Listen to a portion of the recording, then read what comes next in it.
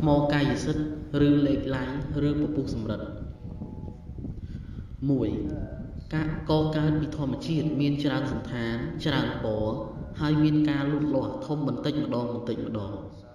សម្បូរនៅតាមរូងភ្នំក្រំថ្មដែលមានការពិបាកក្នុងការស្វែងរកដែរ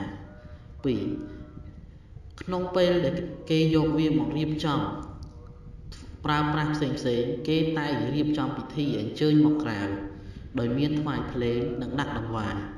ជនជាតិថៃគឺមានជំនឿលើលេខឡាយឬពពុះសម្រិតឬថ្មកាយសិទ្ធិនេះណាស់ហើយគេតែងរៀបចំពិធីនេះជារៀងរាល់ឆ្នាំផងដែរអានុភាពរបស់វត្ថុនេះគឺជួយកាត់បន្ថយកម្ដៅក្នុងខ្លួនមនុស្សជួយនាំលាភនាំជ័យសិរីសួស្តីនាំភាពត្រជាក់ត្រជុំនិងជាមហានិយមជួយដល់ការរកស៊ីលក់ដូរនិងការពារផងដែរមានតំបន់ខ្លះហៅថាពពុះសម្រិតប៉ុន្តែតំបន់ខ្លះទៀតគេពុំបានទទួលស្គាល់ថាជាពពុះសម្រិតឡើយដោយអះអាងថាពពុះសម្រិតជាវត្ថុកម្រដែលកកើតឡើងដោយការផ្សំធាតុស្លសម្រិតឡើង